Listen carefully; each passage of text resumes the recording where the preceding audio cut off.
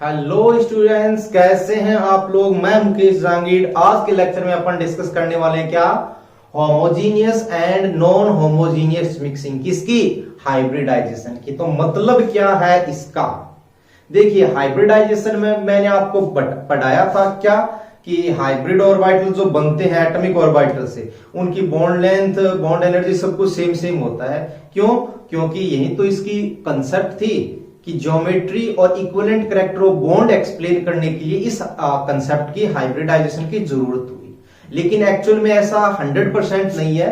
Equivalent character जरूर बताते हैं, लेकिन सभी हाइब्रिडाइजेशन में सारी बॉन्ड लेंथ वगैरह सेम नहीं होती है। तो देखिए आप ध्यान से, होमोजीनियस की अगर मैं बात करूं, होमोजीनियस मिक्सिंग का मतलब है ऐसी मिक्सिंग जिसके अंदर बनने वाले जो एटॉमिक ऑर्बिटल्स होते हैं उन सभी की बॉन्ड लेंथ क्या होती है, सेम होती है। तो इसके अंदर अपन कंसीडर करते हैं कौन कौन से hybridisation, sp, sp2, sp3, sp3d2।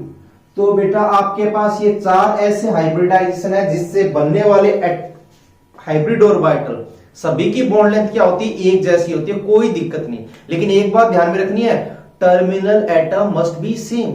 Like अगर मैं sp3 की बात करूं, जैसे CH फॉर एग्जांपल ले लिया, तो चारों CH बॉन्ड लेंथ सेम होगी।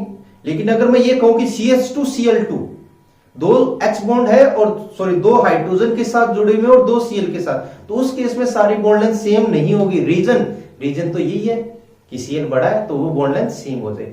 ये बात तभी लागू होगी जब terminal atom must be same.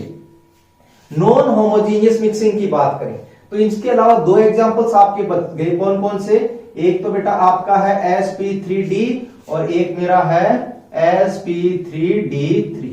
इन दोनों के अंदर जो बनने वाले हाइब्रिड ऑर्बिटल्स होते हैं उन सभी की बॉन्ड लेंथ सेम नहीं होती तो किसकी ज्यादा किसकी कम है, देखते हैं। आपको पता है sp3d आपने शेप बनाई थी, क्या थी, ट्राइगोनल बाय पिरामिडल, कुछ ऐसे मैंने आपको बता दिया था। और ये भी सिखाया था कि इसमें कौन से डी ऑर्बिटल्स यूज होते हैं, ठीक है ना, कौन सा यूज होता है, डी जेड के।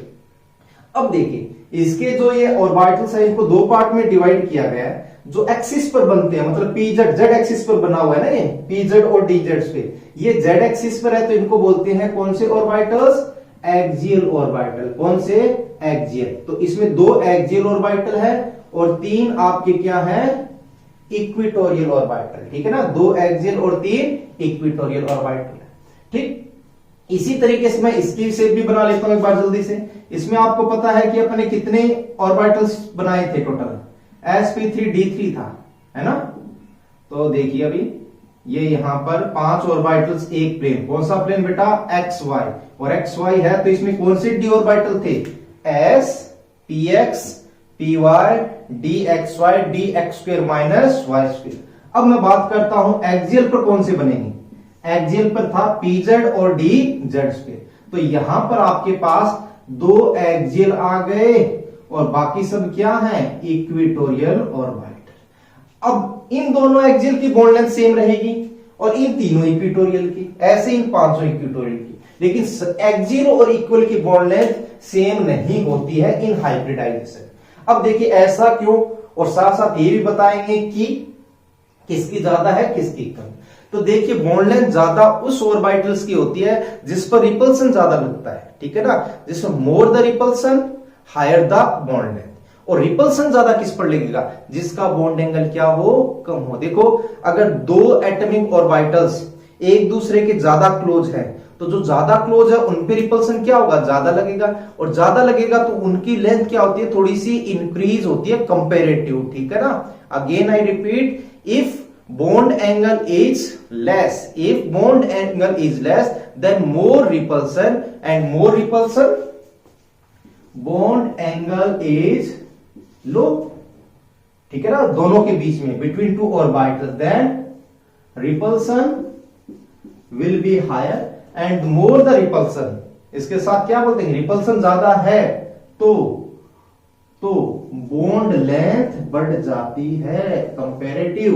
तो देखिए बेटा यहां पर, अब यहां पर आपके पास बॉन्ड लेंथ की बात करें, एक तो एक्सियल,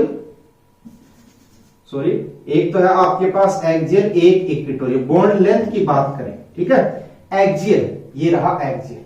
एक्सियल पर रिपल्सन कौन लगाएगा, इक्वेटोरियल लगा सकता है, क्योंकि ये 90 डिग्री पर है। तो यहां पर बॉन्ड एंगल की बात करूं कितना आ रहा अपना 90 डिग्री का इक्वेटोरियल, ठीक है। एक्सियल का इक्वेटोरियल के साथ आ रहा है 90 डिग्री, और इक्वेटोरियल के साथ अगर मैं रिपल्सन की बात करूं तो कितने का लगेगा 120 डिग्री।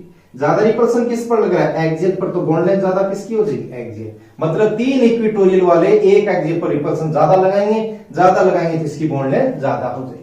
अगेन यहां पर बात करते हैं, एक बेटा आपका एक्सियल और एक मेरा क्या है इक्वेटोरियल। एक्सियल वाला इक्वेटोरियल के साथ किस बॉन्ड एंगल पर लगेगा रिपल्सन, जैसा यहां पर था 90 डिग्री। और इक्वेटोरियल की बात करें आपस में, तो ये आपको पता है टोटल 72 डिग्री है, क्यों 360 divided by 5, so this is 72 degree. अब बताइए रिपल्सन किस पर ज्यादा लग गया, इक्वेटोरियल पर, तो इसकी बॉन्ड लेंथ क्या हो जाएगी, ज्यादा हो जाएगी। सो बहुत आसान है, ध्यान रखना, इसमें एक्सियल की ज्यादा होती है और इसमें इक्वेटोरियल। अगर थोड़ी कंफ्यूजन हो जाए तो ध्यान रखना है, SP3D का जनरली क्वेश्चन आता है तो उसमें एक्सियल ज्यादा और इसमें इक्वेटोरियल ज्यादा। अब एक दो एग्जांपल्स के थ्रू मैं क्लियर कर देता हूं। तो देखिए अपन एक दो एग्जांपल्स ले लेते हैं, उसमें आपको बताना है कौन सी बॉन्ड लेंथ ज्यादा और कौन सी कम है। तो देखिए यहां पर मैं बात करता हूं, आपके पास है PCl5 फॉस्फोरस पेंटाक्लोराइड। आपको पता है इसकी शेप कुछ ऐसी बनेगी Cl। इसमें क्वेश्चन आ जाता है, बहुत सारे क्वेश्चंस रहते हैं। पहला क्वेश्चन ये रहेगा कि एक्सियल बॉन्ड लेंथ ज्यादा होती है इक्वेटोरियल, तो आप क्लियर कट बता सकते हो बहुत आसानी से कि बॉन्ड लेंथ ज्यादा कौन सी होती है, एक्सियल ज्यादा होती है इक्वेटोरियल। अभी अपन ने डिस्कस किया था बॉन्ड एंगल वाला कंसेप्ट, ठीक है। तो बॉन्ड एनर्जी, बॉन्ड स्ट्रेंथ किसकी ज्यादा हो जाएगी, एक्सियल से ज्यादा इक्वेटोरियल, क्योंकि ये बॉन्ड छोटा है।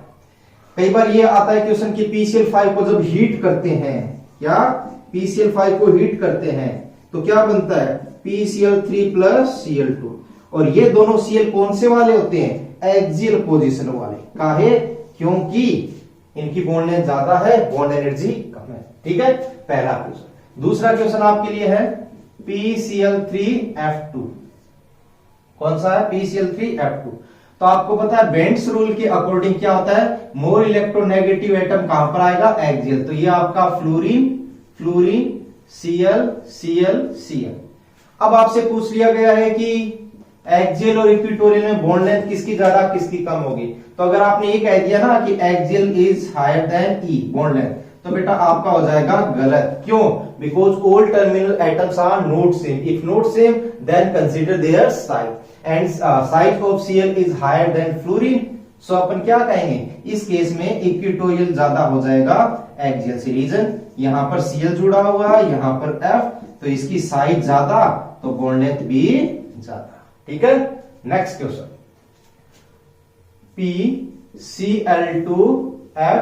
PCl2F3। तो कैसे बनेगा, आपको पता है more electronegative will be eight axial position, 3 है तो एक को अब आप इक्वेटोरियल पे रख सकते हो। अब आपके लिए बॉन्ड लेंथ की अगर मैं बात करूं, so this is A, this is E1, this is E2। Bond length बतानी है तो क्या होगी सबसे ज्यादा, अरे यहां पर क्या जोड़ना है, Cl। तो Cl की साइज सबसे ज्यादा, इसका मतलब bond length of E2 is high. Now A और E1 आप बताओगे, क्योंकि दोनों टर्मिनल एटम यहां पर सेम है तो एक्सियल ज्यादा और E1 कम, तो ये क्या हो जाएगा बॉन्ड लेंथ, ठीक है। तो ये एक इंपॉर्टेंट क्वेश्चन है, आपको ध्यान में रखना है। सो ये बात हुई अपनी क्या, homogeneous non homogeneous mix. Thank you.